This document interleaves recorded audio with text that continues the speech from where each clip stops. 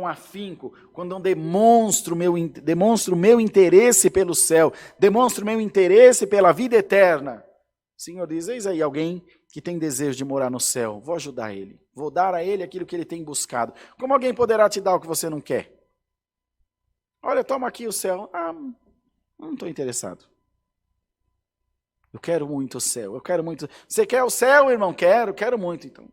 Seja concedido o desejo do teu coração. Por isso que o Senhor disse na palavra, pedir e dar-se-vos-á. Batei, pedir-se-lhe-á concedido. Batei e abrir-se-vos-á. Vai atrás, mostra o interesse. E o Senhor vai dar na tua mão aquilo que você precisa. Só contra a salvação, contra tudo, quanto a tudo na tua vida.